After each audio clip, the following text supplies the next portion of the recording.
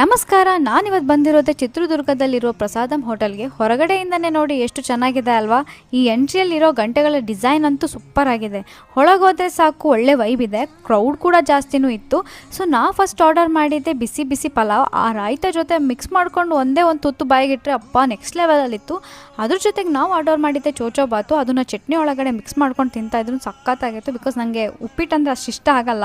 So ನಂಗೆ ಅದು first time ನನಗೆ ಉಪ್ಪಿಟ್ಟು ಇಷ್ಟ ಆಗಿದ್ದು.